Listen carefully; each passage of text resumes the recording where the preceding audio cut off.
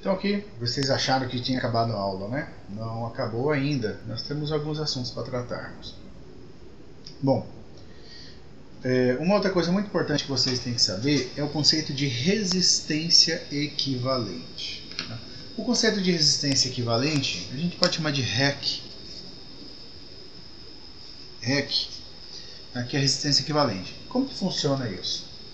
Em um circuito, por exemplo, pode acontecer de nós termos resistores alinhados em um mesmo fio ou em fios chamados paralelos. Esse circuito aqui, esse circuito primeiro, ele é chamado associação em série. Como você pode perceber, aqui estão em sequência. Essa outra associação é a associação em paralelo. O que acontece? A parte sobre resistência equivalente é equivalente a você trocar, né? Se você pensar aqui que você tem a resistência 1, resistência 2, resistência 3, a resistência equivalente é o que o próprio nome diz. É como se você trocasse todas as três resistências por uma única só, que teria o mesmo efeito das três. Por isso que ela é chamada de resistência equivalente. Tá? Na resistência em paralelo, também é a mesma coisa. Tá? Podemos trocar as três aqui como se fosse uma única resistência. Só que a resistência equivalente ela tem formas diferentes de ser calculada. Depende do circuito que a gente está olhando. Um exemplo de circuito em série são as lâmpadas de Natal, onde você tem uma sequência da outra e que se uma lâmpada queima, as outras apagam também. Por que isso acontece? Acontece porque a corrente elétrica que entra no circuito é a mesma que vai percorrer os três resistores. Perceba que não tem lugar. Lembra que nós fizemos associação com o cano d'água. Então o único caminho possível são as três resistências. Beleza? Aqui não. Aqui a corrente elétrica entra, contudo ela se divide em três. Ó. Então ela parte vem para cá. Vou chamar aqui de I1. Parte vem para frente, eu posso chamar de I2. E parte vem para baixo, que eu vou chamar de I3. Tá? As correntes percorrem o sistema. Quando elas chegam nesse ponto aqui é chamado de nó. Tá? Chamado de nó. Nesse ponto aqui as três correntes se juntam e você volta a ter a corrente original I. Pela conservação de corrente elétrica, né? Os elétrons não pulam para fora do fio. Então você tem a mesma corrente. Então no resistor em série você tem a mesma corrente percorrendo todos os três. Na corrente em paralelo você tem correntes diferentes percorrendo os três resistores. Vou chamar aqui também de R1, R2 e R3. Lembrando que nós podemos colocar quantos for necessário.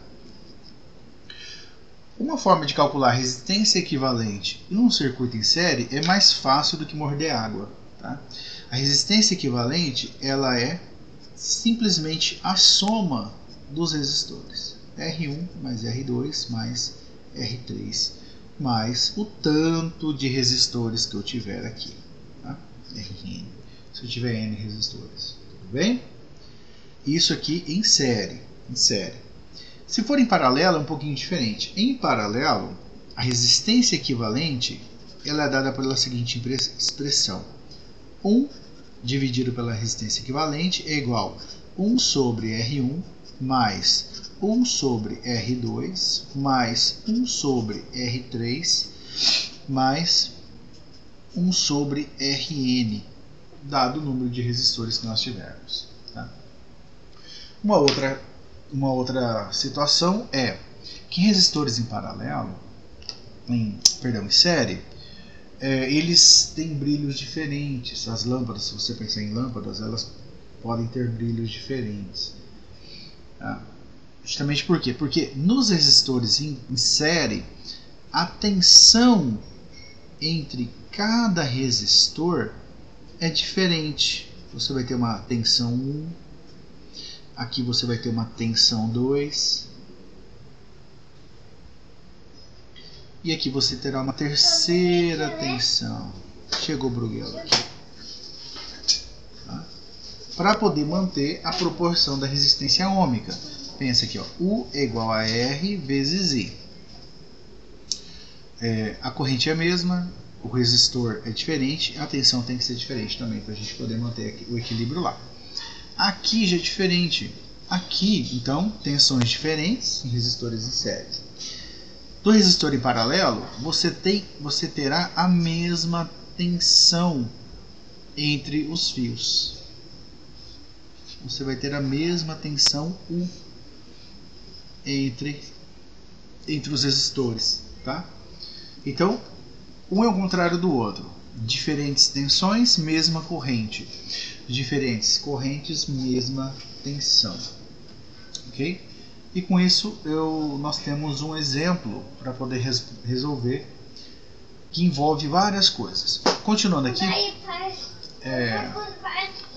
Vai espirrando água. É, filho. Dá uma lambida, espirrando a papai. O chafai espirrando água, vai lá também. É criativo esse menino. Tá, vai lá com a sua mãe. Vai, papai tá trabalhando aqui. Muito bem. Como a gente conversou, um resistor dissipa calor pelo efeito Joule. Então você tem ali uma potência associada ao resistor, certo? Ok, então você tem um resistor aqui, ele emite, né, um resistor submetido a uma certa tensão, que ele é percorrido por uma corrente I, um resistor de resistência R. Muito bem, a potência dissipada nesse resistor, ele é dada pela seguinte expressão, é dada pelo ρ²,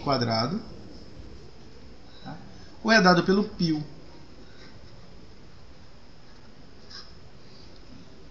Nós temos essas duas expressões aqui para determinar a potência de um resistor. Tá? Ou se eu substituir o I, se eu pegar a expressão U é igual a R vezes I, isolando o I, nós temos que I é igual a U sobre R.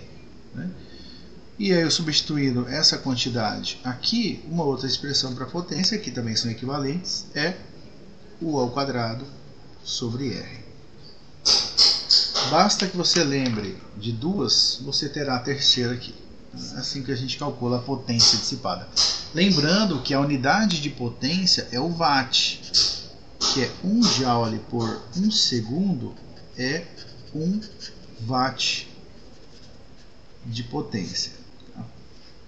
1 watt de potência. Tudo bem? Bom, então aqui nós temos um exercício da Escola Naval para poder resolvermos. Eu vou passar esse exercício num outro vídeo. É um exemplo para nós que você começar a resolver. Tudo bem? Até daqui a pouquinho.